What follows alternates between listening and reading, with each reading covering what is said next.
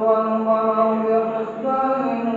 والنجم والشجر يسجدان والسماء